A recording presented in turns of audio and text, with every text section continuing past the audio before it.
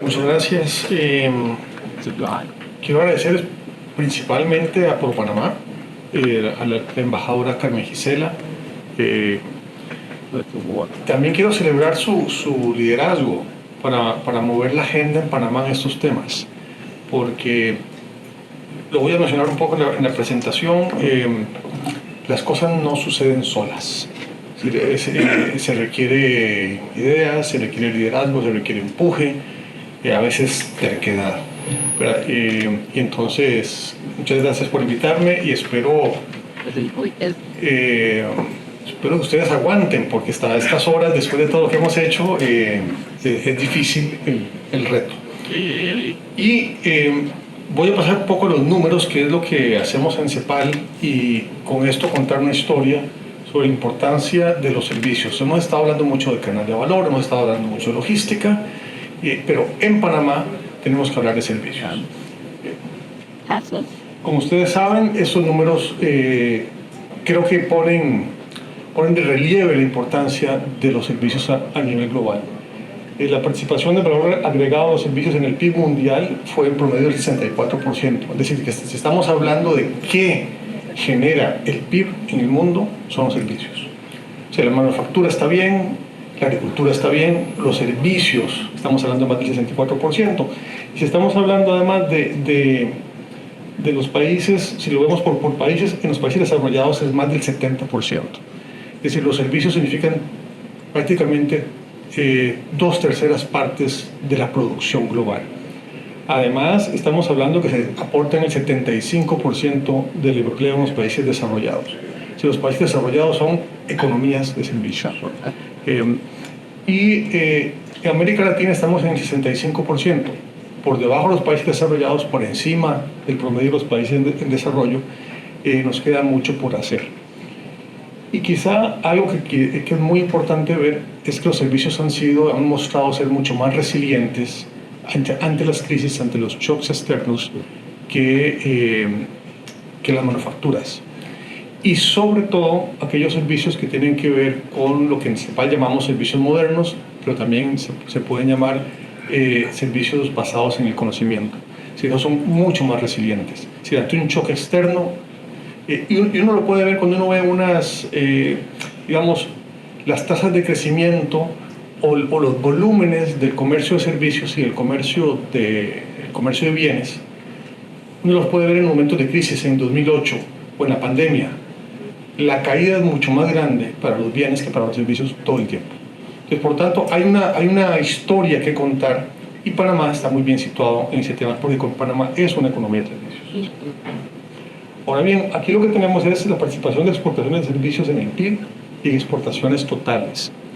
Vemos que Panamá, en exportaciones totales, los servicios pesan el 55%. Más de la mitad de las exportaciones totales de Panamá son servicios.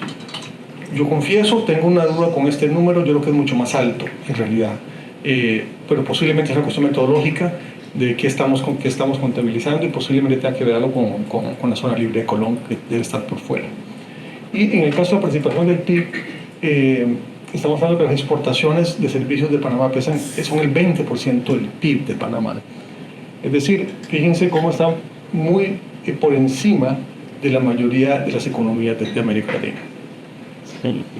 Ahora bien, de la historia de los servicios que yo quisiera resaltar es la siguiente. Los servicios están en toda la cadena de valor, no importa de qué producto, sea producto primario, sea agrícola, sea producto terciario, puede ser un producto industrial, o sea un servicio mínimo. ¿Verdad? Lo que sí es cierto es que no importa en cuál producto estemos viendo, los servicios son el elemento que agrega más valor, ¿sí? Ya sea el principio de la cadena o el final de la cadena. Los que han analizado las cadenas de valor, que tienen esa famosa forma de sonrisa, esa curva, si uno ve los extremos, donde está el mayor valor agregado, son servicios.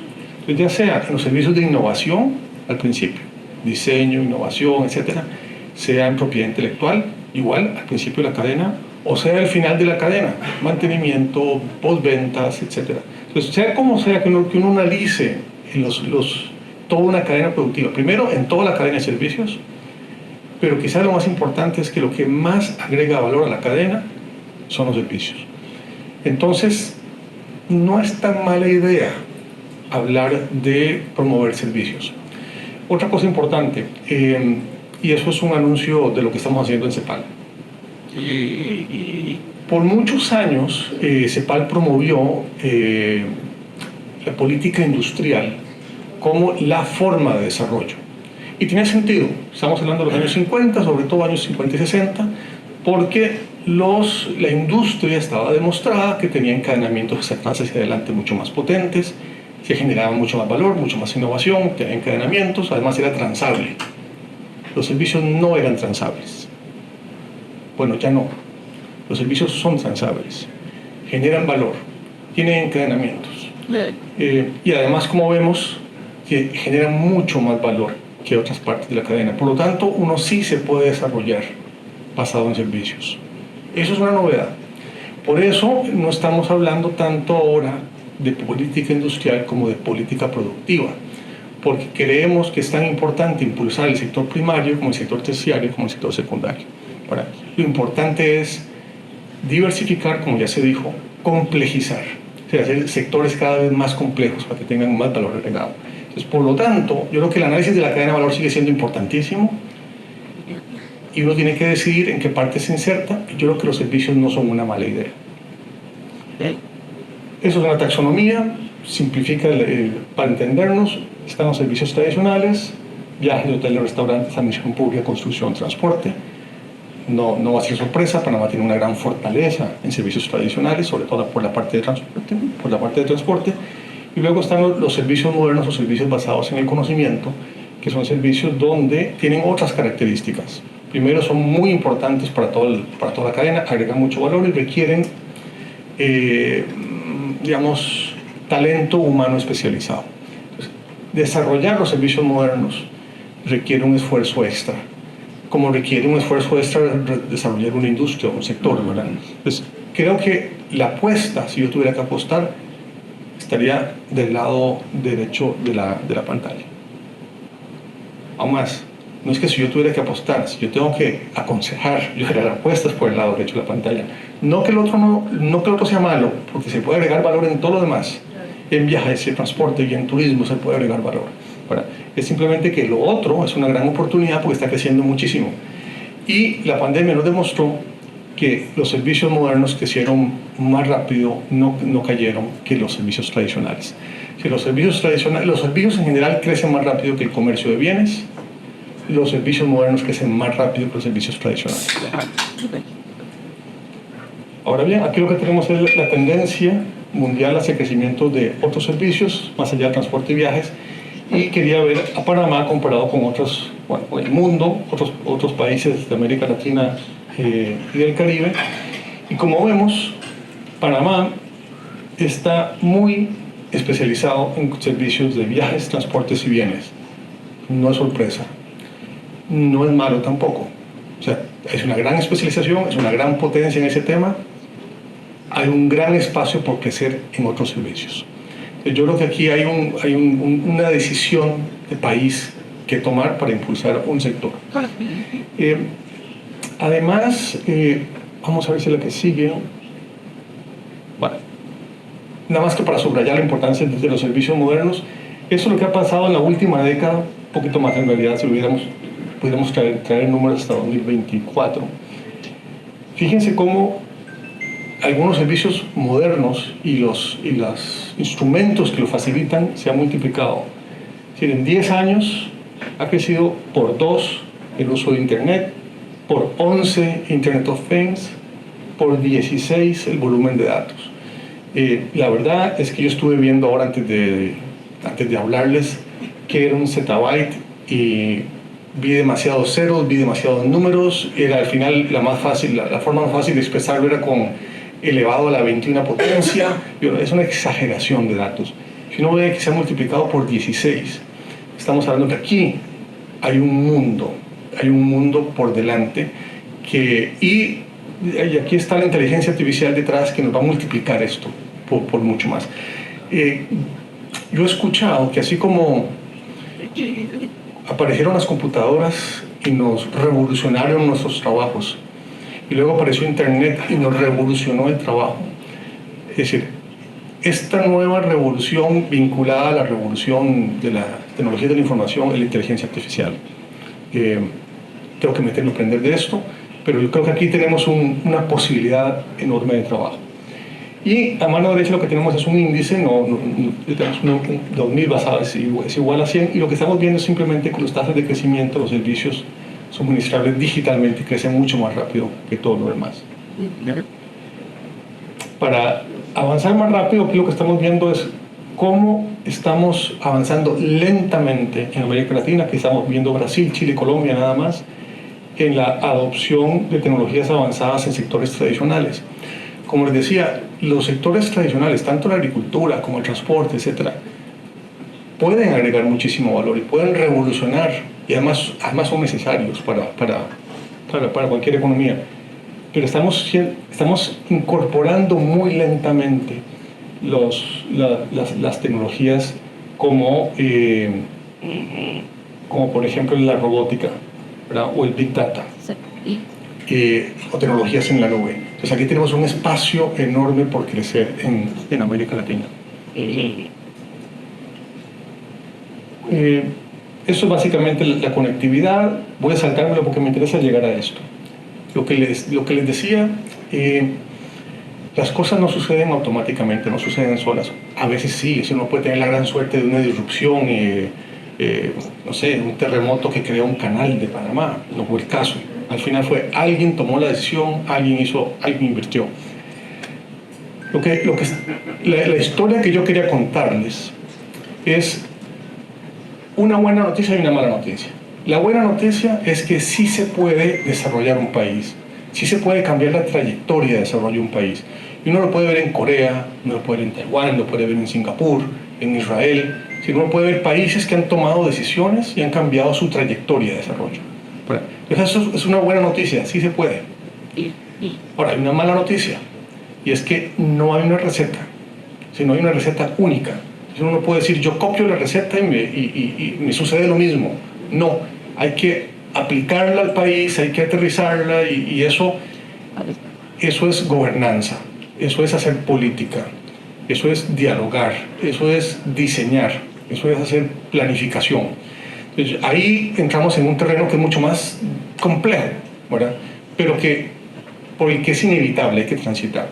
Entonces nosotros aquí tenemos una lista de cosas que yo creo que todos conocemos, que creemos que se deben hacer, son cosas de qué hacer para desarrollarse, qué hacer para promover una política productiva. En este caso, qué hacer para promover servicios de mayor valor agregado.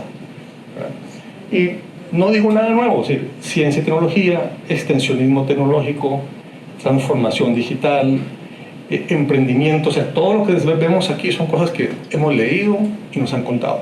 Esos son los qué hacer. Y está bien, check, esas cosas hay que hacerlas. El asunto es cómo se hacen, cómo aterrizamos a nuestros respectivos territorios, a nuestros respectivos países. Esa es la parte más compleja.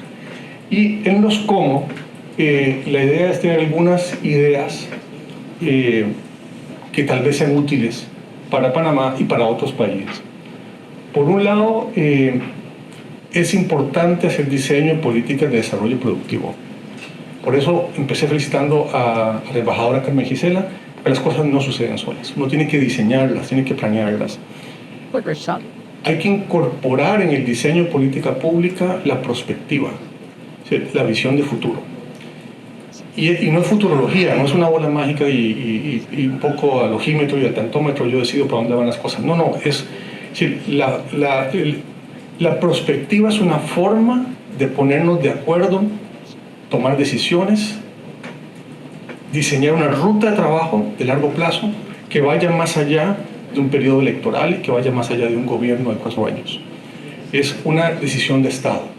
Y por eso es importantísimo hacer un diseño de políticas de desarrollo productivo de nueva generación que incorpore la visión de largo plazo. La otra cosa, es necesario hacer apuestas sectoriales. Sí, hay que escoger. We are doomed to choose. Hay un riesgo, por supuesto que hay un montón de riesgos. El picking winners es un pecado, eso es peligrosísimo y además el Estado puede quedar capturado. O sea, hay muchas cosas peligrosas. Pero no por eso vamos a dejar de hacerlo, porque no podemos hacerlo todo. Si Panamá no puede especializarse en todo, entonces tiene que hacer apuestas sectoriales. Uno puede coger muchos ejemplos, pero a mí me gusta mucho el ejemplo de Israel, un país pequeño que tuvo que escoger en dónde se va a especializar y apostar por eso, ¿verdad? Y apostó por sectores no maduros. Los sectores maduros se apostaba ya por la electrónica o se apostaba por automotriz, eran sectores maduros donde ya habían otros países con una gran ventaja. Escogió sectores no maduros donde podía tener una ventaja, invertir masivamente en ellos. La otra cosa, balancear el enfoque top-down y bottom-up. Esto en el fondo es política. Es decir, ¿cómo hace uno para diseñar propuestas de desarrollo productivo? ¿Cómo hace uno para escoger, para seleccionar, para priorizar sectores? ¿Lo decide el Estado desde arriba? Yo digo que es esto. ¿O el Estado no se mete, que lo decide el mercado exclusivamente, o que lo decidan los alcaldes? En realidad, esta es la magia de la política, en el buen sentido de la palabra. Es decir, no es ni la mano invisible del Estado, ni la supermano dura del Estado. Es decir, no es la mano invisible del mercado, ni la mano dura del Estado, que es una mezcla de ambas. La otra, utilizar iniciativas clúster como una forma correcta y efectiva de organizar procesos. Una de las ventajas de los clústeres, podemos llamarlo de otras formas, son cómo poner de acuerdo diferentes actores para solucionar problemas. El caso que contó el colega del BID de Perú, de cómo se reúne el ministro una vez al mes a resolver cuellos de botella, tiene que ver con esto, tiene que ver con formas de gobernanza. Y los clústeres ofrecen una perfecta forma de gobernanza donde todos participan, resuelven cuellos de botella, el Estado y los actores, tanto sociedad civil como academia, como productores, están presentes y tienen pesos que ellos deciden cuál va a ser el peso relativo de cada uno de ellos. Y la gobernanza de las políticas de desarrollo productivo, eso es fundamental. Nosotros estamos proponiendo que sea una gobernanza experimentalista. ¿Qué significa esto?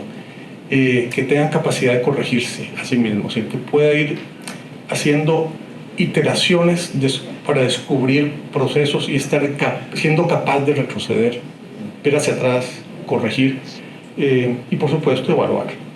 Aquí en América Latina somos malísimos para evaluar. Nos encanta crear programas, pero evaluarlos no. Hay que evaluar, volver a evaluar y corregir en el camino. Esas son algunas propuestas de cómo hacer las cosas, para no quedarnos en los qué es, porque los qué yo creo que ya los tenemos identificados. ¿Qué queremos hacer? Queremos una sociedad más eficiente, con más educación, queremos mayor productividad, sí, eso ya lo tenemos claro. Para eso queremos más capacidades, más inversión en infraestructura, clarísimo. El cómo es la parte más compleja.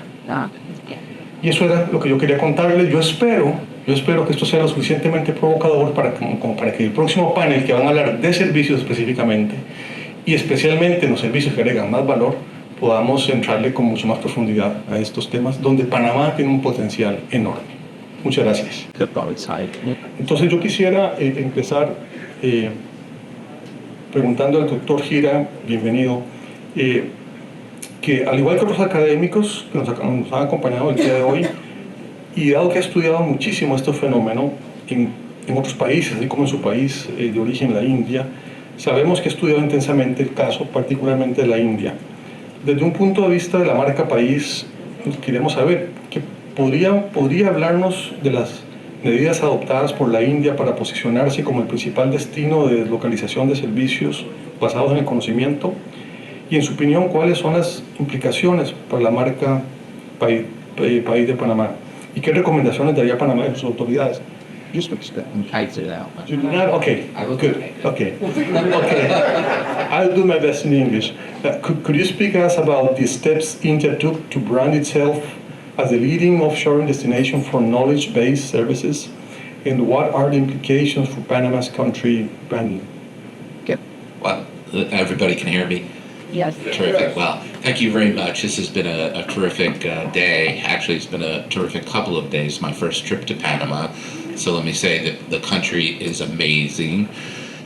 really amazing, and I've only seen little bits of it. And the people are incredibly welcoming. Everybody's been super nice, and the food is unbelievable. So let me start talking a little bit about India and how India got into the white-collar offshoring business. It became the leader in white-collar offshoring. And let me undercut my own argument first by noting that India is a country of 1.4 billion people now. 1.4 billion. And if I looked up the numbers right, Panama is 4.4 million. So if you do the numbers, divide, that's like 3,000 Panamas in terms of population in India. So yeah, you can't do a one-to-one connection, but I think there are important lessons that can be learned from how India positioned itself, both the government and the industry, to become the destination for white-collar offshoring, so professional services offshoring. And I want to make this point up front. I don't want to bury the lead, as they say in journalism, and that is that it was intentional. They made specific steps. Of course, they got lucky along the way, but they also made intentional steps. So first off, there is an organization called NASSCOM, and it's an acronym. It's NASSCOM, the National Association of Software Services Companies. And so this was the IT, the information technology, the computer services companies that got together as a group, as a trade group. And they worked with the government. But what they did was they marketed the idea of offshoring software services to India also. So they worked together cooperatively, even though they were competitors with one another. And within NASSCOM, it wasn't just the domestic homegrown IT companies, the Infosys, the Tata Consultancy, HCL. It was also the foreign ones, foreign-based ones, US-based ones like IBM, Accenture, and Cognizant. They worked with the government, and they would produce these industry reports that would be, widely used and reviewed. And they did this for a couple of reasons. One is that they needed to get tax breaks from the government, and so they needed to demonstrate that they were growing in terms of jobs and revenue and export. But they also did it in terms of marketing to potential customers. Hey, we're growing in these areas, we're offering these areas, and so on and so forth. And they used it in terms of lobbying, both domestically to their own government for additional perks, but also to the US government. So come Y2K, if you guys are old enough to remember that, it looks like most people remember Y2K. This is when the digits were going to go from 2-digit 1900 to 2000, right? Y2K. They were able to prove, so they were doing a lot of US-based outsourcing. So they would send their personnel to the US, from India to the US, and they would use work visas, and that's a whole different discussion. They were doing mostly domestic outsourcing within the US, but with foreign labor. They were able to prove that you could actually offshore the work to India. And so they were able to use that Y2K, and they delivered at that time when there was a lot of demand for that. There were some unfair advantages because the Indian government had been kind of using obsolete mainframes and things like that. They knew COBOL programming, and so there were some idiosyncratic reasons they were able to do that. The government stepped in also to try to encourage this industry. They saw this as a growth opportunity. And so they offered tax breaks not only to the homegrown Tatas and Wipros, but also foreign multinationals. And then you started to see foreign multinationals especially start to come in after the dot-com bubble burst. Because it went from, hey, everything is growing with the internet, to the bubble burst. Now we got to cut costs. So how do we cut costs? Well, labor. IT is labor intensive. About 70% of the cost is labor. And if you can cut labor costs, your margins are going to go way up. And the margins differentials were incredible. They basically transformed the whole IT services business. So the old companies like Computer Sciences Corporation, EDS, Electronic Data Systems, they all had to adopt the Infosys model as a result. The government also provided software technology parks, which ensured that there was good electricity, reliable. We heard about clean. I'm not sure clean was the issue, but it was reliable electricity, which is an issue, of course, in India. and then good at telecom and internet service. Human capital was an important part of the story, so people, right? And so you had waves of Indians who came to the U.S. and had established, there was a wave, like my parents came from India or left India in the 1960s, came to the U.S. There was a wave then, and there was another wave in the 80s and 90s. So you had this diaspora that was in the U.S. and also circulating back and forth with the work visas. And there's a saying within knowledge transfer and technology transfer circles, if you talk to academics and whatnot, they say technology transfer, knowledge transfer is a body contact sport, right? So you have to have that movement of people. And I think that's something that you all need to think about, because I looked at some of the numbers in terms of the circulation of Panamanians, both as students, but also in terms of work visas to the US. I mentioned luck, and some of that luck was real luck, and some of it was luck that they made. They made their own good luck. So there was a report by a company called Forrester, which is kind of an intermediary research advisory firm. It's like Gartner, if you've heard of it, that does research on the IT services sector, and they would put out reports so that both clients would see, who's doing what and whatnot. And that report was back in 2003, said there were going to be 3.3 million jobs that would be sent overseas, high-skilled jobs over the next 10 years. And that report, really, if you dig into it, there's really no basis to this. It was just a person throwing, a dart against the wall. But it's kind of like when Donald Trump says something outrageous, right? You get earned media. And so Business Week and all of these different New York Times, everybody picked it up. And all of a sudden, that was on the map, right? And then CEOs read the New York Times and Business Week, maybe not so much Business Week, but the Wall Street Journal, and they start to ask their chief information officers, how come you're not doing this, right? Here's the trend. They also, the story, I don't know if this is true or not, is that they hired McKinsey, which has been mentioned earlier, to write a report about offshoring. Is it a win-win? And I could go into some of that. But that also spread it around. You had Jack Welch at General Electric, the CEO of General Electric, who famously said 70%, 70% of our work will be outsourced, 70% of that will be done offshore, 70% of that will go to India. So they had a captive facility there. And then comes 2005 and things go crazy. Tom Friedman, the New York Times columnist, writes The World is Flat. The book becomes a #1 bestseller. My book came out at the same time. I didn't sell so many. But it was interesting because there was questions about whether it would just stay in software and software services, or would it start to migrate? And so there were talks. I know that Varun Gupta worked at EvalueServe, so then people started talking about business process outsourcing, knowledge process outsourcing, and then everything became an acronym with PO, process outsourcing. And if you think about the customer verticals, they're all information-intensive industries in the IT sector. So you had insurance start to push claims processing offshore. Now we see the audit industry, the Big Four, have huge facilities in India doing work offshore. Some of the luck was also sleight of hand. So they ran on something called CMM Level 5, which was a quality standard and things like that. So I just want to make sure that I'm covering that there was definitely luck involved, but there was a lot of intentional efforts, and it was a cooperation between the industry and governments, right? Both lobbying in the U.S. and in India. Thank you. Thank you very much. Absent statement, the bill will cut Western watching the heads to the child and the other. Hello. Okay. Thank you very much. I want to underline what you just said, which is that much of what happened in India was intentional. Because this is something that was underlined in my presentation. I mean, it doesn't happen out of the blue. Y es lo que yo quería subrayar. Yo creo que hay una posibilidad y de hecho una necesidad. There is a necessity to make efforts to do things happen. Muchas gracias. Thank you very much.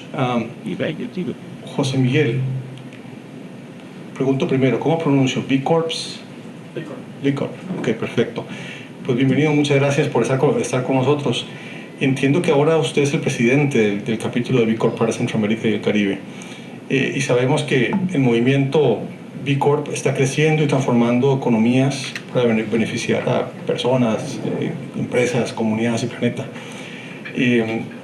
Y cada día más empresas, sobre todo multinacionales, están implementando programas para mejorar su sostenibilidad, y esto implica cumplir con altos estándares de desempeño social, ambiental, de transparencia y responsabilidad. No, Tesla. Como sabes, la estrategia de atracción de inversiones de Panamá pretende posicionar a Panamá como un hub de inversiones sostenibles para América Latina y el Caribe. Entonces, con todo lo que hemos escuchado en el transcurso de esta tarde y en este panel, ¿cómo evalúan ustedes que los países sean capaces de promover un entorno sostenible, atractivo, y atraer inversión extranjera directa en estas áreas? Sí. Muchas gracias, Jorge Mario. Qué gusto estar aquí con todos ustedes. No es coincidencia que Panamá haya sido el primer país de Latinoamérica Norte en adoptar legislación B Corp. El movimiento B Corp, que empieza como un esfuerzo del sector privado, evoluciona a una forma de entidad legal, en inglés Public Benefit Corporation, en español Sociedad de Bienestar e Interés Colectivo, sociedades BIC, donde básicamente lo que pasa es que el deber fiduciario de los administradores se amplía de forma tal que sean responsables no solamente por maximizar el desempeño financiero de las compañías, sino también el impacto social y ambiental de esa operación. Y eso suena muy romántico, pero cuando pensamos en compañías que se transan en bolsa, donde pueden haber múltiples intereses involucrados de distintos grupos de inversionistas, puede volverse una conversación tensa. De hecho, en Estados Unidos hay un par de piezas de jurisprudencia de los 70s, 80s que reafirmaban cómo el deber último de las corporaciones era maximizar utilidades. Y ha tomado mucho tiempo de desarrollo para matizar, ni siquiera diría que quebrar, porque claramente los resultados financieros son fundamentales en esto, pero ha tomado mucho tiempo a nivel de exigencias de mercado, el reconocimiento de que los recursos naturales son finitos y que tenemos que gestionarlos de una manera más responsable, y obviamente el impacto que tienen las comunidades en la operación de los negocios para llegar a este punto. Entonces, en efecto, lo que empezó, y perdón la referencia que voy a hacer, como un movimiento un poco hippie, ya ha logrado escalar a una operación donde hablábamos con la embajadora Carmen Gisela ahora al almuerzo y con un par de colegas más. Aquí se hace o por las buenas o por las malas. Por las buenas, la gente que pues compra el argumento de que es la verdadera manera de maximizar el valor de las operaciones.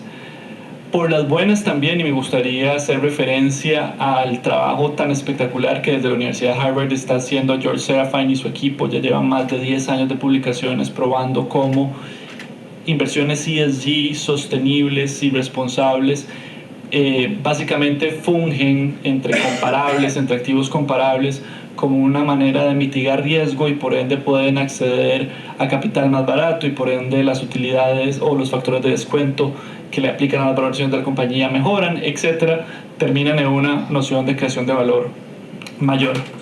O por las malas, y yo creo que todos aquí hace unos, ya no recuerdo bien, pero tal vez 4 o 5 años, oíamos esta noción de GDPR y cómo legislación europea en cuanto a privacidad de datos puso literalmente a todo el mundo a correr en mejorar políticas, revisar los mecanismos de privacidad de datos, etc. Y cuando uno se preguntaba, ¿pero por qué está pasando? Bueno, porque la interpretación era tan amplia que básicamente cualquier compañía que interactuara con un europeo en alguna capacidad tenía que hacer esos ajustes. De lo contrario, se exponía a multas muy fuertes en Europa, y pues eso migró a Estados Unidos también con cierta regulación, sobre todo en el estado de California. Pues la buena noticia, o mala tal vez para algunos, es que lo mismo está pasando con los estándares de sostenibilidad y reportaje de información. Europa los está volviendo de carácter obligatorio. Básicamente cualquier compañía que de alguna manera toca y opera desde Europa va a tener que homogenizar estándares de reportaje de información de impacto ambiental y social de forma tal que pueda o tenga que reflejar en sus estados financieros cualquier riesgo que pueda afectar su valoración.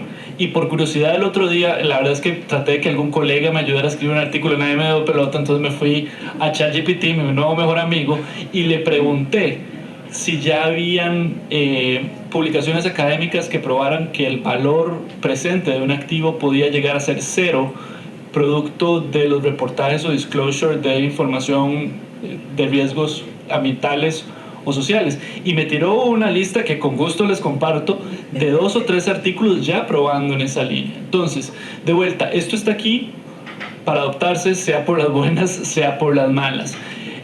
Nosotros somos un instrumento de certificación que le permite a las empresas de una manera muy costo eficiente pues medir dónde están, y no solo dónde están, sino cómo liderar un proceso de mejora constante, sensibilizado al sector, sensibilizado a la industria, al tamaño, etc.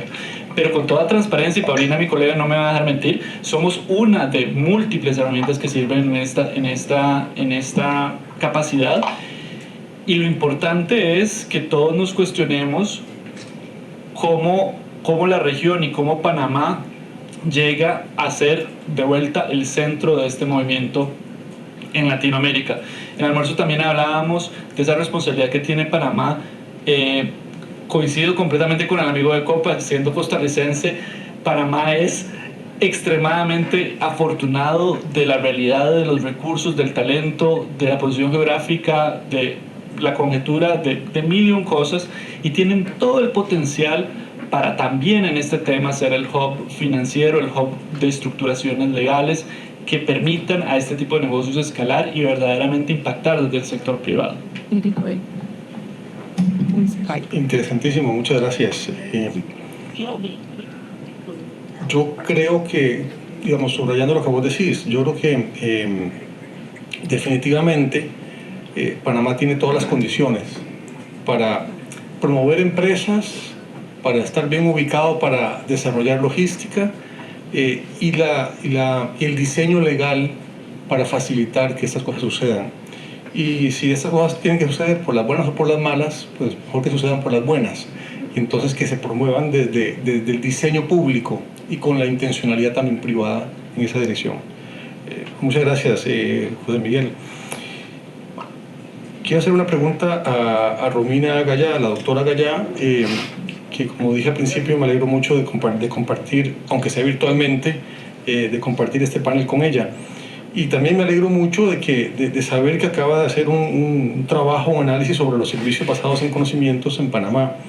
Y la pregunta iría en ese sentido, sabiendo que la dotación de activos de un país, activos relacionados con los servicios basados en el conocimiento, son un pilar esencial para el desarrollo estratégico y sobre todo para actividades de futuro y de actividades de alto contenido, de alto valor agregado, y que son un pilar fundamental para los países que desean incrementar su posición competitiva en el mundo. Pero, Romina, yo quisiera que nos contaras un poco del trabajo que hiciste, ¿verdad? Y cuáles crees vos, basado en ese trabajo, que son los principales retos y las oportunidades que tiene un país como Panamá para atraer inversiones y desarrollar las exportaciones de servicios basados en conocimiento. Bueno, en primer lugar, muchísimas gracias por la invitación. Me da mucho gusto poder participar. Lamento no haber podido estar de manera presencial. Gracias, Jorge Mario, por la introducción. Un gusto encontrarnos aquí virtualmente. Bueno, con respecto a las oportunidades, en primer lugar, se vinculan con lo que comentabas en tu introducción. Los servicios basados en conocimientos se destacan entre las actividades más dinámicas a nivel global, y hay un fenómeno que se conoce como servicificación, que tiene que ver con el creciente valor que cumplen los servicios en todas las etapas de la cadena, esto que mencionabas antes de la cadena con forma de sonrisa, y en ese sentido Panamá puede aprovechar para poder exportar este tipo de servicios de dos maneras. Por un lado, lo que se vincula más tal vez al nearshoring, que es la exportación directa y en particular a países de las Américas. ¿Por qué esto? Porque en los servicios basados en conocimiento, en la mayoría de los rubros, es muy importante la interacción en tiempo real.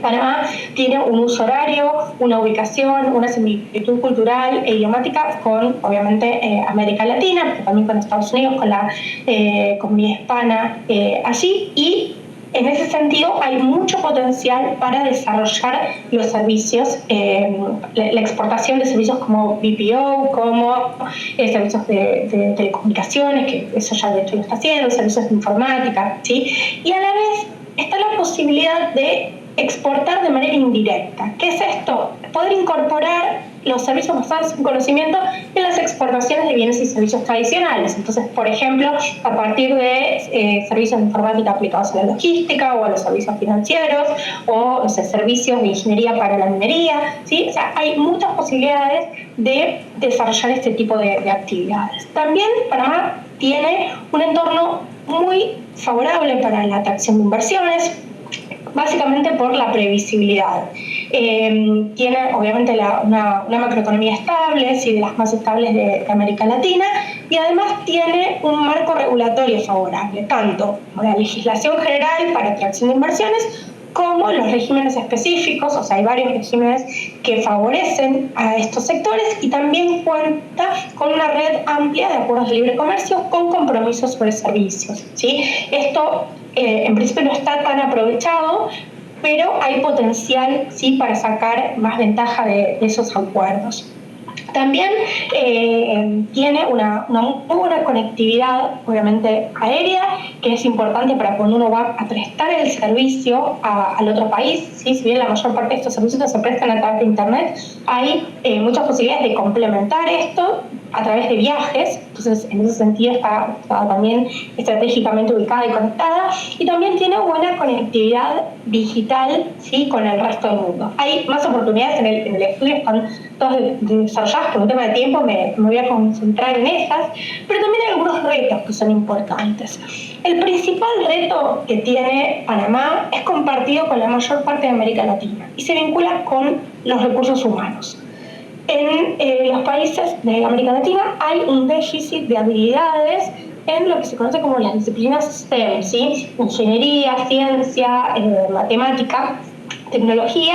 También hay, si bien hay personas que hablan muy bien inglés, hay mucha gente que no habla bien inglés, y es fundamental, sobre todo para poder prestarle los servicios a Estados Unidos. Entonces, en este sentido, hay que incrementar los esfuerzos por mejorar eso. Ya digo, no es un problema exclusivo de Panamá, lo comparte con toda la región, y también hay un desafío de largo plazo que tiene que ver con ciertos problemas estructurales del sistema educativo, ¿sí? Porque, al igual que pasa en la mayor parte de los países de la región, la escuela no prepara a los alumnos para no le desarrolla las competencias que después se necesitan en la universidad, y en particular los que se van a necesitar en el futuro. Entonces eso es un reto muy relevante. En materia de inversiones, Panamá ha sido muy exitoso atrayendo inversiones. El desafío está en atraer inversiones en los servicios basados en conocimiento que tienen mayor impacto sobre la economía, ¿sí? Que son aquellos que tienen más capacidad de generar empleo, ¿sí? De desarrollar exportaciones de mayor valor agregado, ¿sí? Y acá también otro desafío es evitar no caer en la competencia de incentivos fiscales. Hay muchísimos países en todo el mundo que están ofreciendo estos beneficios, y uno necesita poder ofrecer, como se mencionaba en el panel anterior, ver cuál es el factor que puede permitir la diferenciación, ¿sí? En materia de infraestructura, la infraestructura digital de conectividad es muy buena internacionalmente, pero también, al igual que en muchos otros países de América Latina, en Panamá hay algunos problemas de conectividad a nivel interno, ¿sí? Particularmente en lo que hace a la cobertura o a la calidad y a la asequibilidad. Hay una brecha importante respecto a los países desarrollados. Si bien esto es un problema que tienen otros países de América Latina, no sé cómo se dice en Panamá. En Argentina decimos mal de mucho consuelos de tontos, ¿sí? O sea, no tenemos que decir, bueno, es un problema compartido, sino que hay que ocuparse de resolver eso.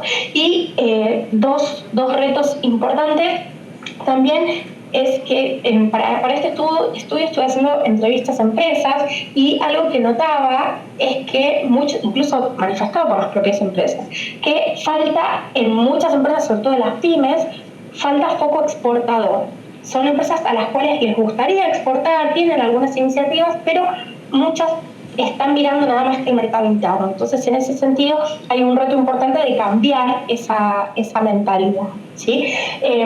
Otro tema que también surgió en los paneles anteriores es el de la burocracia. Si bien Panamá tiene un marco regulatorio mucho mejor que el de la mayoría de los países de la región, aún hay algunas cuestiones asociadas a la burocracia que complican algunos temas y encarecen ciertos costos, ¿sí? Y por último, y ya para ir redondeando este tema, Jorge Mario, tú al final de tu introducción dijiste que había que evaluar. Un problema con los servicios es que no tenemos datos, no tenemos buenos datos confiables a partir de los cuales hacer un diagnóstico, formular políticas y monitorear. Esto no es un problema ni siquiera de América Latina, sino que es un problema que existe en todo el mundo, pero también ahí es importante mejorar la medición para poder hacer justamente estas políticas más robustas. Gracias. Muchísimas gracias, Romina.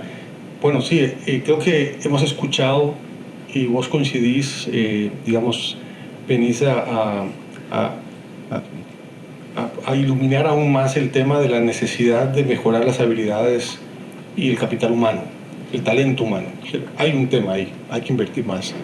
Hay una mala noticia, además, que es un tema que los servicios, sobre todo basados en conocimiento, evolucionan muy rápido y por lo tanto requiere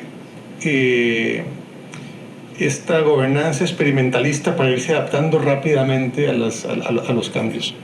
También mencionaste el tema de la importancia de promover las exportaciones, o sea, orientar a las pymes y a las empresas en general hacia la vocación exportadora, sobre todo pensando que Panamá es un país con un mercado interno tan pequeño, por lo tanto el mercado está más afuera que adentro. Y el tema de la burocracia, que coincidís con muchas de las cosas que se han dicho antes. Muchas gracias, Romina. Don Tomás Herrera, muchas gracias. Entiendo que usted es el máximo representante de la compañía, no sé si se dice GBM en Panamá o GBM. GBM, perfecto. Y que es una compañía líder en servicios de tecnología y transformación digital. Y entiendo que ustedes acompañan la transformación de las empresas por medio de asesoría e implementación de tecnología y soluciones digitales, para lo que obviamente se requiere un equipo humano potente, talentos, capacidades, y que, bueno, por lo tanto se conoce muy bien esta realidad de las que estamos hablando. Y entonces, en temas de tecnología e innovación, en su opinión, ¿cuáles cree que son las ventajas que tiene Panamá? ¿Y qué ventajas que pueden ser aprovechadas para promover el nearshoring? Y díganos también cuáles están siendo aprovechadas actualmente. Sí, claro. Para hablar un poquito, para los que no conocen GBM es IBM en Centroamérica y el Caribe. En los años 90, IBM decide salir de algunos mercados y vender las operaciones a inversores locales. GBM está en toda Centroamérica, desde Guatemala hasta Panamá y República Dominicana. Y básicamente proveemos servicios de IBM y de otros fabricantes también. Y en efecto, estando aquí en Panamá, Panamá tiene, digamos, varias ventajas para este tema de los servicios de tecnología. Algunas son infraestructura, pero otras son conocimiento. Y empezando por la infraestructura y la básica, hemos hablado aquí montones de temas de logística. Panamá también es un hub de logística, de movimiento de datos. Hay 8 fibras ópticas submarinas que pasan por este país. Producto de esa conectividad, aquí se ha ido desarrollando un mercado de centros de datos muy grande. Hay múltiples centros de datos, originalmente basados solo en el área, digamos, cerca del Canal de Panamá o del área metropolitana, pero ahora ya tenemos inclusive centros de datos en el centro del país, en Divisa, donde hay igual conectividad para los clientes. Entonces, eso, digamos, el tema de centros de datos y la conectividad por la cantidad de fibras ópticas le da ventajas a Panamá. Por ejemplo, cosas que están ocurriendo. Muchos clientes, muchas empresas que están en el sur o en el Caribe ponen sus centros de contingencia en Panamá. Entonces, ellos operan desde sus países donde puede haber un riesgo. República Dominicana, un ejemplo. Los huracanes son un problema anual y las contingencias las ponen acá. El sur también hay volcanes, hay diferentes tipos de problemas y se corren las cargas desde acá. Entonces, eso es, digamos, temas de infraestructura, pero son muy importantes. También hay temas de conocimiento como tal. ¿Por qué? Panamá tiene el Canal de Panamá y volvemos a pensar en el Canal de Panamá como este hub logístico, pero el Canal de Panamá también es una fuente de conocimientos enorme para el país. El Canal de Panamá entrena a mucha gente, hay 9.000 y tantos, quizás 10.000 personas trabajando ahí, que el Canal de Panamá es de las compañías o de las empresas o de las organizaciones que traen primero la tecnología a Panamá. La primera red LTE que hubo en Panamá estaba en el canal, antes que ninguno de nosotros la tuviera en el celular. Probablemente las redes 5G probablemente empezará por allá, por todo el tema de Internet of Things y toda la modernización de la infraestructura del canal. Eso va a ocurrir y ese conocimiento permea por varias razones.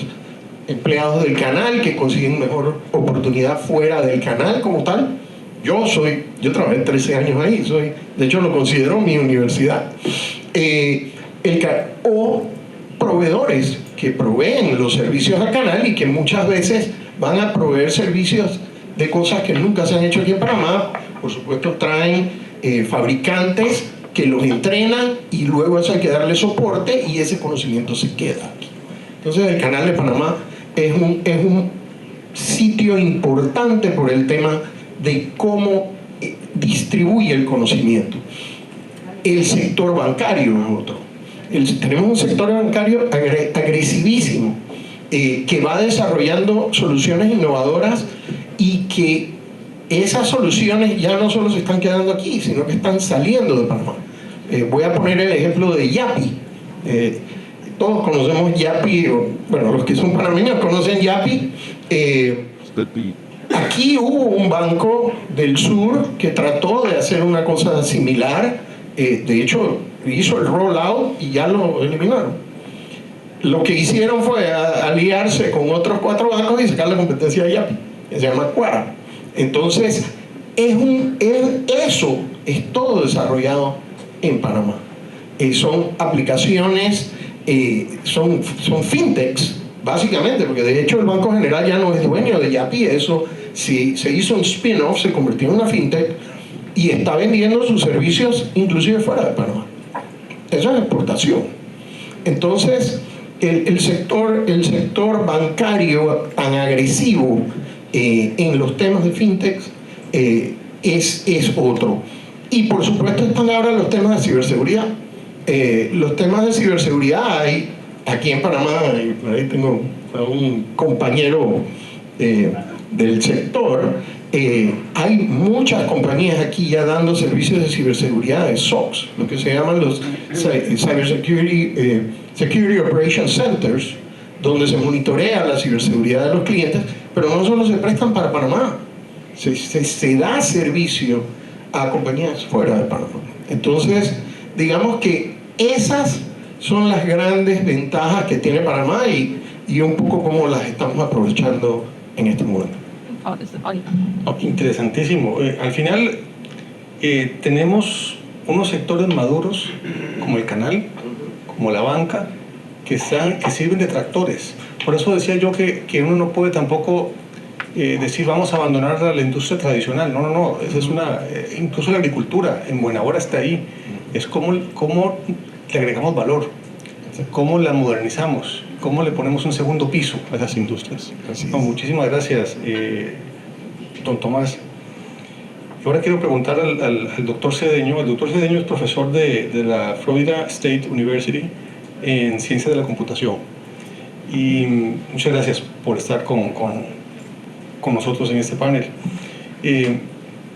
Como ya es de todos conocido, Panamá es hoy uno de los 7 países que Estados Unidos ha designado como parte del CHIPS Act, compartiendo con Costa Rica, con México, con República Dominicana en América Latina.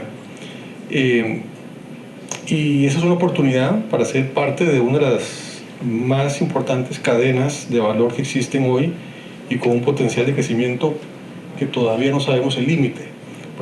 Entonces, por esa razón yo quisiera que nos ayudara a poner en perspectiva a todos nosotros en esta audiencia lo que representa eso para Panamá, esa oportunidad y lo que podría representar para el futuro.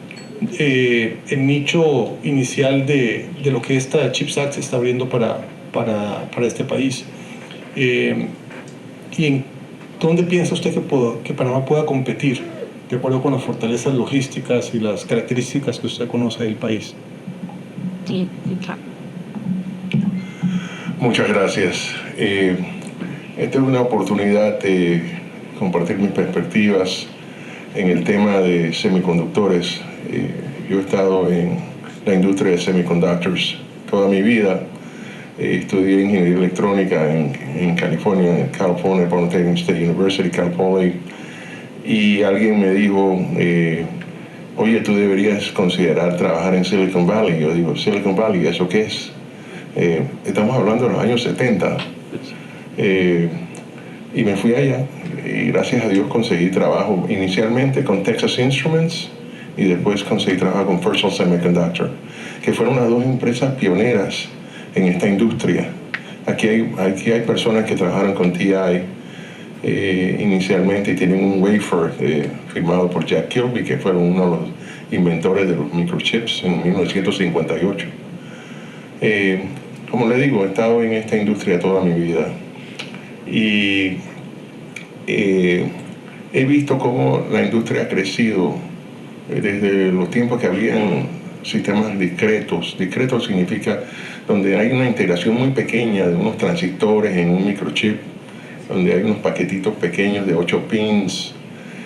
Ahora estos chips monstruos que tienen billones de transistores integrados en un System on a Chip, que contiene memoria, contiene lógica, contiene microcontrollers, cores, todo tipo de elementos sofisticados. Y he visto la evolución de la industria desde esa perspectiva Silicon Valley y a nivel internacional, porque he tenido la fortuna de que me han proyectado a operaciones en Europa, en el Far East, en Japón.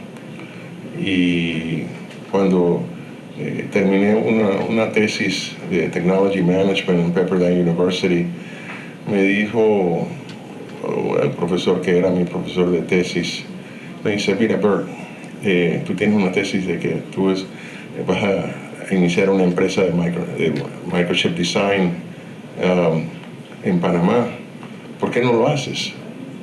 Y en ese momento, un par de meses después, conocí una comitiva que vino de Panamá, necesitaban ayuda a hacer una serie de reuniones en universidades, en entidades de Silicon Valley. Gracias a Dios le pude conseguir reuniones en Cisco Systems, en HP, Hewlett Packard, Stanford University, Netscape Communications. En ese tiempo era el browser que era el más popular. Y ahí estaba el profesor Jorge Rosemena, que aquí lo veo, y él me instó, me dice, mira, cuando tú quieras tenemos a una entidad que estamos abriendo, que se llama la Ciudad del Saber. Y me hablaron de las bondades de tal proyecto y yo fui pensando en aquello. Eso fue como el año 2000, el año 99 por ahí. En el año 2004 decidí tomar la iniciativa de mudarme a Panamá e iniciar una empresa de microchips, de microchip design, y tuve la gran oportunidad y la gran experiencia de que pudimos contratar a 10 ingenieros locales, lo mejorcito que había aquí, de la tecnológica, la Universidad Nacional. Todos hablaban inglés hasta ahora. En ese tiempo eran ingenieros juniors, ahora son seniors, son directors, son vice presidents de sus diversas entidades. Pero ahí me di cuenta que el talento humano que aquí se genera, que eso es crítico, existe. Tuvimos éxito técnicamente,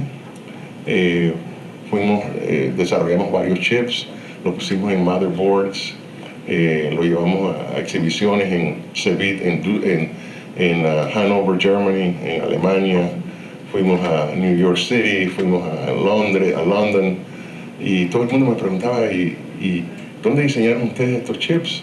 Y yo le decía, no, los diseñamos en Panamá. Y dice, ¿Are you kidding? Really? Y sí, lo pudimos hacer. Yo decía, sí, esto es made in Panama, y diseñado en Panamá. Entonces, yo me di cuenta de que el talento humano existe.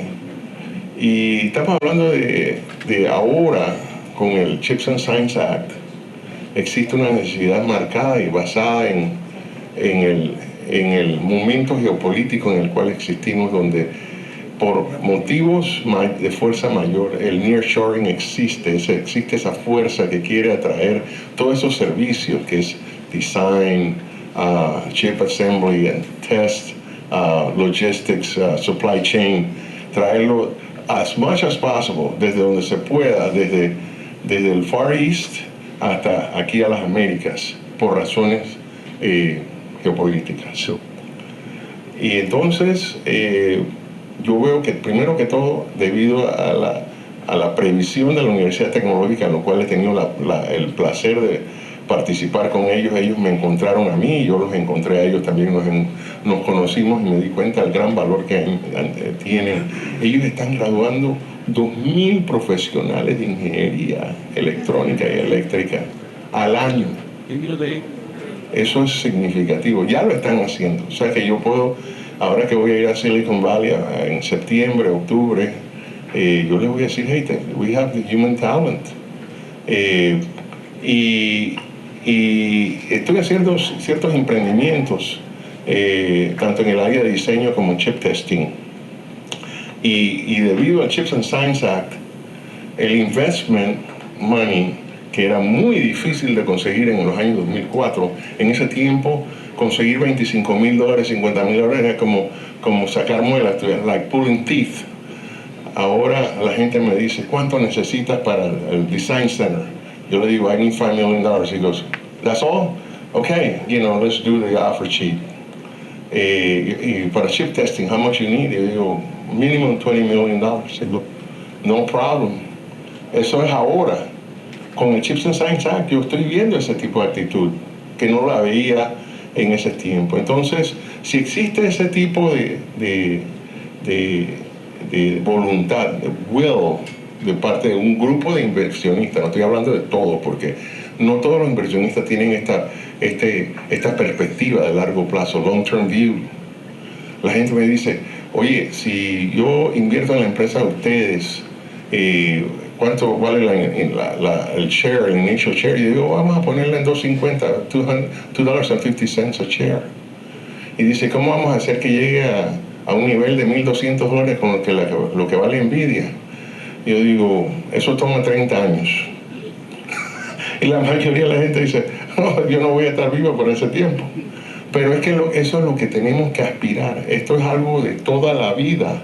Ya comenzamos y ahora es como un relay race. Yo comienzo, pero no lo voy a terminar. I begin this, but I'm not going to end it. Somebody else will end it for me. Y quizás otro viene detrás de él.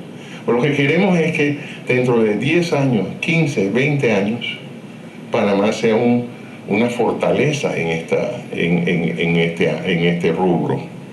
Es como la India. La India didn't begin from being powerful. It took decades. Yo cuando llegué a Silicon Valley, lo primero que yo me di cuenta es que la gran cantidad de ingenieros de la India que había, the large quantity of Indian electrical and electronics engineers, people that I befriended, people became my close associates. And I gained a lot of respect for them. They're incredible, smart people. But it took him a lot.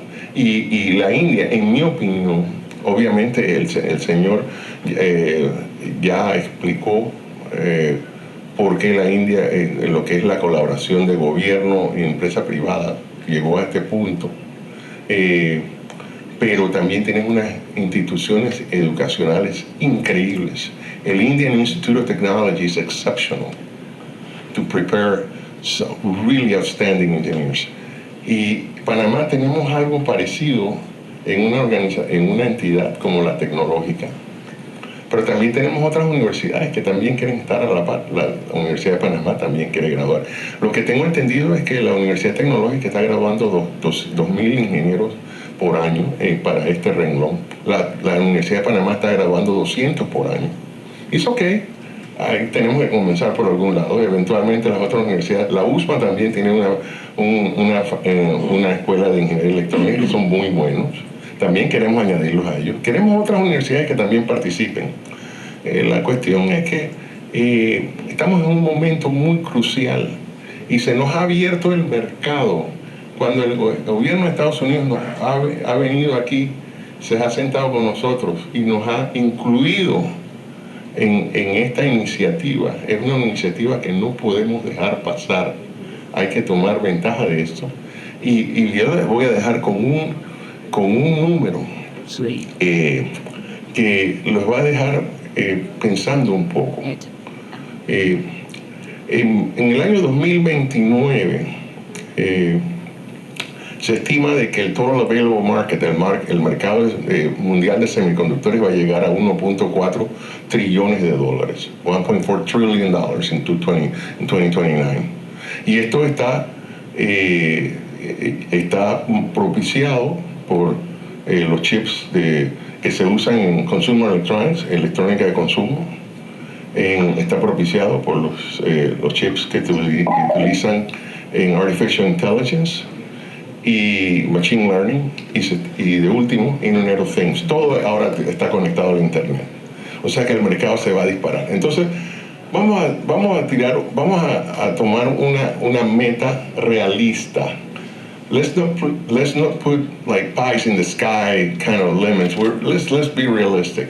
¿Cuánto Panamá como un país puede aspirar como su tajada, su market share de ese 1.4 trillion dollar market?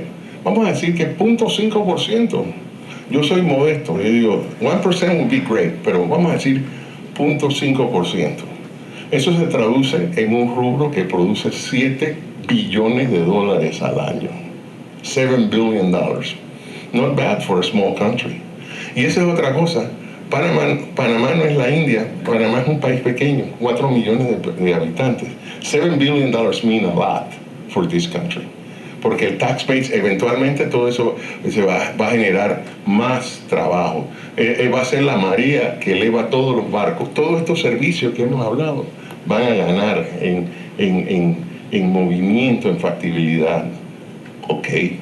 Y otra cosa, aquellos jugadores que siempre han estado orientados al Far East nos van a ver, y eventualmente si podemos probar el modelo de negocios, van a venir. Un último comentario. El señor que me contrató para una de las empresas en la cual trabajé por 10 años, LSI Logic, que ellos eran los líderes en Application Specific Integrated Circuits, lo que le llamamos ASICs. Este señor, muchos de ustedes saben quién es, se llama Jensen Huang, y él es el CEO de NVIDIA. Jensen me contrató a mí, me mandó a hacer mi diseño, ayudar a Intel a diseñar el Pentium chipset, el cual tuvimos éxito haciéndolo. Y eso en ese tiempo era un proyecto secreto. Me dice Jensen, no, don't tell anybody. It's like top secret. Once we come out, it'll be huge. And it was huge. Jensen me ha ayudado bastante en mi carrera y me puso en esa posición. Yo estoy seguro y tengo mis razones de que podemos ir a estas grandes empresas, a hablar con gente como Jensen y decirle, hey, yo sé que ahora tú tienes una situación geopolítica donde Taiwán y China en cuestiones tienes unos retos. Mira lo que estamos haciendo en Panamá. Ellos, lo más probable es que vayan a decir, bueno, vamos a probarlo para ver cómo funciona. Hasta allá podemos llegar. Esto en mi humilde opinión. Muchas gracias. Muchísimas gracias. Bueno, ya dijiste el potencial que hay, subrayaste la importancia de la capacidad de la Universidad Tecnológica y además dijiste algo, con otras palabras, que yo quería subrayar también, que era la importancia de pensar en el largo plazo, 30 años plazo. La perspectiva, no puede pensar en corto plazo para estas cosas. Y eso, para los que diseñan política pública, es un reto enorme, porque tiene que trascender los ciclos políticos. Tiene que ser una cosa de largo plazo. Por eso es que es importante traer a bordo a diferentes actores. Yo quisiera hacer una segunda ronda, pero quiero preguntar por los tiempos. ¿No está tiempo todavía o creo que cerramos aquí? ¿Cerramos aquí entonces? Bueno. Ok. Vamos a hacer una segunda ronda, pero vamos a hacerla con una meta personal de cada uno. Vamos a responder muy rápido para no quedarnos con las ganas de hacerla, pero súper concentrados. Dr. Here, what is the next U.S. political, what is the new U.S. political environment on onshoring? How do policymakers view nearshoring, and how can Panama best position itself to operate in this new environment? Can you do it very short? I'm a professor, Chuck. Good. So it's impossible. 4 hours later.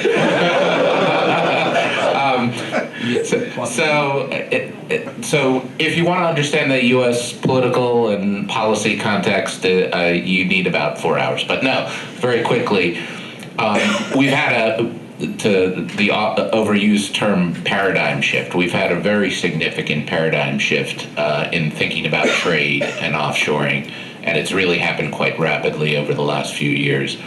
It's not the first time. So in the 1980s, people think of Ronald Reagan as a free market, free trade president, but in reality, he did the Plaza Accords, which did currency revaluation with Japan. He put voluntary export restraints in terms of autos and steel and electronics, semiconductors. So there was a lot of industrial policy in the 1980s.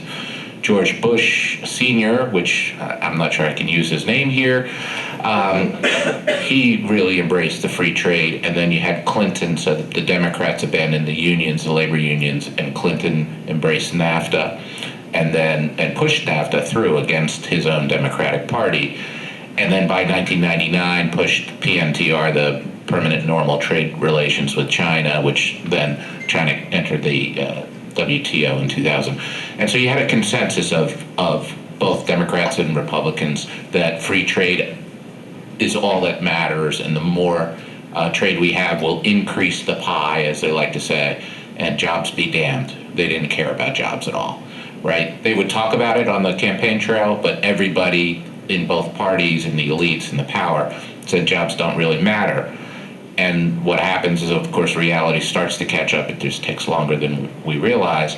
And lo and behold, in 2012, President Obama was running for re-election and started to attack Mitt Romney for being an outsourcer in chief. And he would show the commercials of abandoned factories in Ohio and everything else. And he was able to fool the Ohio people into voting for him. But in reality, he was just as a free trader as George Bush, as President Clinton, as George Bush Jr. It wasn't until Trump was elected in 2016 that there was a shockwave that went in terms of offshoring. And that changed the conversation. Trump put in tariffs, which all of the economists, and thank God I'm not one, would have said that, that's going to tank the economy and we're going to go back into a Great Depression. That did not happen. And so that's sort of proof that, tariffs aren't as evil as the economists told us. And that then changed the mood on Capitol Hill, that we don't really have to listen to exactly what all the free trade economists say, that things are more complex. And so you have the tariffs, and then you have Joe Biden come in, and he's essentially kept the same policy and maybe arguably has made it a little bit tougher. Now, most of the focus has been around China, and COVID accelerated that. And so you even had a select committee in Congress on the Chinese Communist Party, and they liked calling it that over and over again. And so China bashing has become kind of, a bipartisan sport, okay? That doesn't mean the elites, in the academic world, in the Brookings institutions, and the think tanks think that way. They still are free trade, free market. So it's not a done deal in terms of that, but we have had this paradigm shift on manufacturing offshoring, and in specific and in particular in China. China is bad. You don't want to do those kinds of things. Now, I talked in my first response about white-collar offshoring. What's remarkable about that is that there's been no discussion about that. And so there's no negative press. There's nobody on Capitol Hill, and I go up to Capitol Hill and to Congress all the time. No one is paying attention to that. Now, part of that is because we don't measure it, and you talked a little bit earlier about trade and services. We don't measure, at least in the U.S., what goes on in terms of offshoring of white-collar work, either captive facilities or outsourcing to other companies. So on the white-collar side, there's no discussion. On the manufacturing side, there is discussion, but it's really focused on China as being bad and that we need to diversify the supply chain. So I think there are some political risks, right? And there will be some blowback, but if you managed it, in the PR, the public relations side of things, I think those things are okay. I can't resist to say that on the semiconductor side, of course, there's so many semiconductor engineers who are Indian.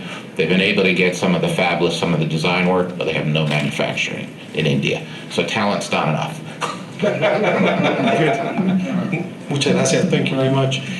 Romina, así como tu gran cierre, contanos tu opinión.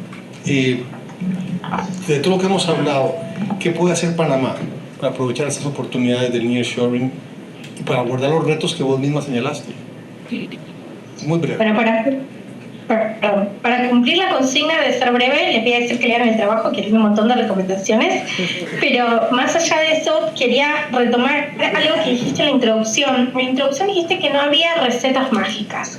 No hay recetas mágicas, pero hay algunas cosas de las cuales hay evidencia que funcionan, ¿no? Que los países que han sido exitosos las han desarrollado en sus políticas. Entonces me voy a focalizar en eso. En primer lugar, todos los países que tuvieron resultados exitosos en materia de exportaciones de servicios basados en un conocimiento han tenido estrategias integrales.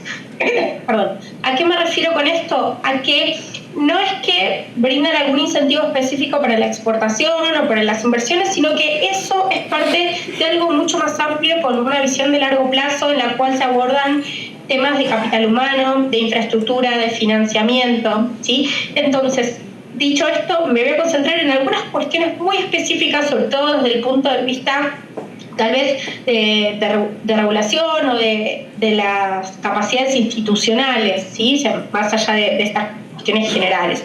Creo que es importante que se fortalezcan pensando específicamente en las exportaciones, las capacidades de ProPanamá. ProPanamá viene haciendo un muy buen trabajo, pero habría que fortalecerlo para que pueda hacer más todavía, para que pueda, por ejemplo, facilitar el acceso a la información de las empresas, promover esta visión más exportadora, ¿sí? Es acompañar el fortalecimiento del tejido empresarial, poder fortalecer la participación internacional, ¿sí? Por ejemplo, aprovechar la conectividad aérea para atraer posibles inversores y posibles clientes del resto del mundo en eventos relacionados con servicios basados en el conocimiento en Panamá, así creo que eso es algo que se puede hacer mucho. También desde el punto de vista de los acuerdos comerciales internacionales, Panamá tiene muchos TLCs, algunos en materia de servicios quedaron un poco viejos, entonces se podrían modernizar y también complementar con otros acuerdos, como por ejemplo acuerdos de reconocimiento mutuo de formaciones profesionales para favorecer los servicios, la exploración de servicios profesionales, entre otras cuestiones. Y por último, y con esto cierro, ya les digo, hay mucho más en el trabajo, pero para aprovechar el nearshoring y la servicificación y, por ejemplo, todo esto que se comentaba recién de los chips, ¿sí? Hay que favorecer la interacción de las empresas de servicios con las empresas de los sectores que ya están consolidados bajo el formato de clusters, a través de un mejor aprovechamiento de las zonas francas multisectoriales. ¿Sí? Hay mucho para hacer para que estos sectores que ya son competitivos puedan traccionar a los otros sectores, ¿sí? Y esto es una solución que beneficia a todos, porque permite, por un lado, desarrollar estas empresas de servicios basados en conocimiento y, por otro lado, diferenciar y agregar valor a las exportaciones tradicionales. Eso es para ser breve. Gracias. Muchísimas gracias. Romina, no, de hecho ahí coincidís plenamente con el señor Herrera cuando nos decía que hay sectores maduros, que son tractores. Y de hecho, Panamá tiene 2 o 3 sectores muy maduros, muy potentes: la logística, el aeropuerto, la compañía aérea, el canal de Panamá, la banca, que pueden ser tractores de otros sectores. Y ya que lo mencioné, a ver, ¿qué está haciendo el sector privado de tecnología para mitigar, digamos, los retos que tiene Panamá, para enfrentar estos retos que hemos venido hablando? Sí, bueno, el reto principal, capital humano. Y si bien es cierto, la universidad, pues sí, está graduando gente, tenemos que estar claros que los currículums no están actualizados. Entonces, y vamos a poner el ejemplo clásico de ChatGPT. ChatGPT tiene un año y meses. Si fuera un bebé, ni siquiera sabría hablar. Sin embargo, los currículums en las universidades no cambian a esa velocidad. Y es un tema legislativo, no es un tema de que las universidades no quieran. Yo participé en un foro con el rector de la Tecnológica de la Asociación Panameña de Ejecutivos de Empresa, y una de las cosas que él decía es: necesitamos poder cambiar los currículums más rápido. Eso por un lado. Y segundo, que el gobierno propicie que las empresas inviertan en investigación y desarrollo. El budget en Panamá de investigación y desarrollo, ya sea por la empresa privada o inclusive en las universidades, es muy pequeño, inclusive si lo comparamos con nuestro vecino, con Costa Rica. Entonces, si el gobierno logra propiciar eso, empezamos a construir ese pool de talento que es el que necesitamos porque, como usted dice, tenemos sectores maduros, pero si quieren crecer de manera explosiva, cuesta mucho por el tema del capital humano. Entonces, ¿qué hemos hecho? Por ejemplo, desde la empresa privada, nosotros nos hemos aliado con las universidades. Estamos, en vista que no pueden cambiar el currículum, ¿qué sí hemos hecho? Alianzas con IBM, con Cisco, con los diferentes proveedores que nosotros representamos, para entregarles ese currículum a los muchachos, de manera que cuando ellos salgan ya vengan, por lo menos no van a estar en cero, pero es un trabajo que obviamente toma tiempo, toma inversión, y tenemos alianzas con todas las universidades, pero de nuevo es un pedazo pequeño si no hay un foco gubernamental detrás de eso, ¿no? Perfecto, muchas gracias. Como bien decía Romina, yo dije, y lo sostengo, no hay recetas, hay que tropicalizarlas, hay que aterrizarlas, hay que territorializarlas, pero sí hay prácticas buenas que uno puede aprender de ellas. Y sin duda alguna hay que aprender de la India, por ejemplo, cómo hicieron para generar la calidad del talento oportunamente para actualizarse, ¿verdad? Entonces sí hay que aprender, hay que fijarse qué han hecho bien otros y aprender de ellos. Pues muchas gracias. ¿Ibas a decir algo? Perdón. No. Perfecto. José Miguel, rápidamente, in a nutshell, que dicen. Entiendo que Panamá y Costa Rica ya han tenido acercamientos para colaboración, el tema del CHIPS Act. Ahora, Desde el punto de vista de las empresas sobre el crecimiento potencial de estos mercados, cómo podrían involucrarse para exportar, para generar nuevas tecnologías, empleo, etcétera, ¿cómo podrían asegurar la sostenibilidad del impacto social positivo? ¿Qué podemos hacer para facilitar y asegurar esa sostenibilidad del impacto social positivo en nuestros países?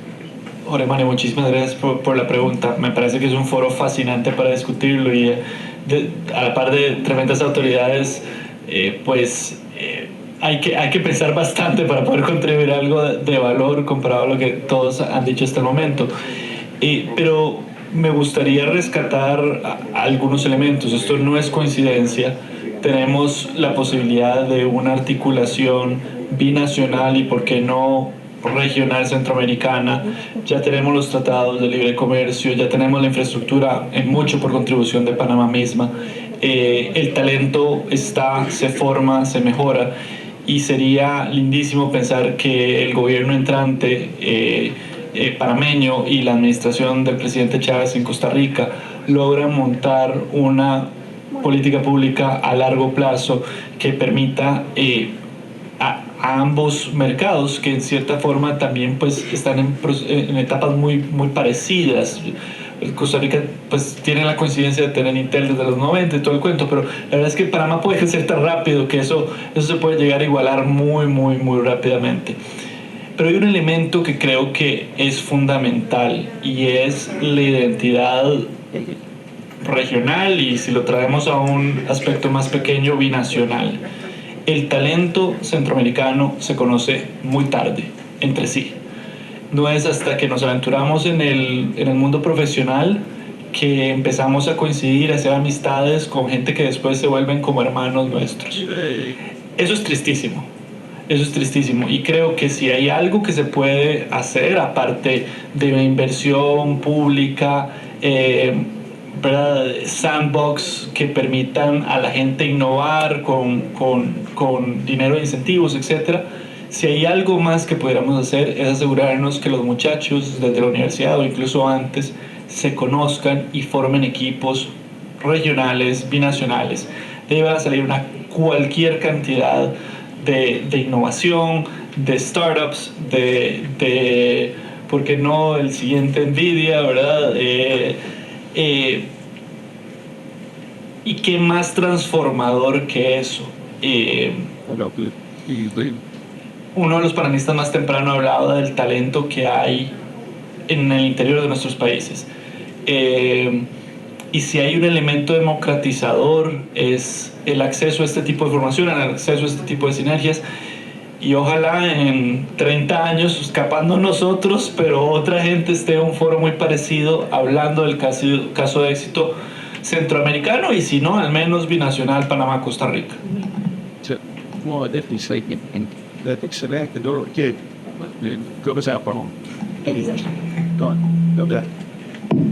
Esto. Sí, definitivamente lo de trabajar en redes y aprender a trabajar en redes es muy importante, sobre todo para países pequeños, donde las capacidades son mucho más acotadas. Y finalmente, doctor Cedeño, así como voy a hacer una pregunta así como muy amplia. ¿Cómo ve a Panamá en cuanto a su capacidad de competir en este nicho? Hay una gran oportunidad de CHIPS Act, hay una gran oportunidad de nearshoring, hay una gran oportunidad en servicios basados en conocimiento. ¿Cómo ve usted a Panamá como un jugador clave en esta cadena? Aquí cada país tiene que utilizar sus fortalezas. Todos conocen la metodología de FODA, o como le llamamos en inglés, SWOT, Strengths, Weaknesses, Opportunities and Threats. Cada país tiene sus fortalezas. Y yo no veo a Panamá compitiendo, yo veo a Panamá colaborando.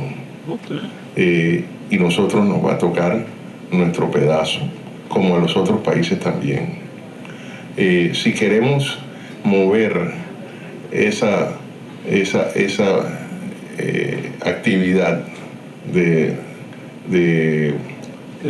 logística y de cadena de suministro, supply chain, por lo menos un porcentaje significativo, 50%, 40%, 60%, cualquier porcentaje, desde el Far East hacia Latinoamérica, ya cada uno de nuestros países va a participar. Y tenga por seguro que las entidades que invierten, especialmente los grandes capitales, que son visionarios, no se van a quedar solamente invirtiendo en Costa Rica, o en Panamá, o en Dominicana, o en México. Van a invertir en los 4. Cada uno va a ser un centro de negocio basado en sus fortalezas y se complementan. Ahora, conociendo yo la historia de cómo se manejan las entidades de tecnología, cada uno va a tener su propio profit center, cada entidad, cada país va a tener y cada operación va a tener sus responsabilidades para manejar sus propias utilidades. Pero veo un nivel de colaboración que eso es lo que nos va a llegar al éxito a largo plazo. Yo no veo a Panamá compitiendo con Costa Rica, ni con Dominicana, ni con México.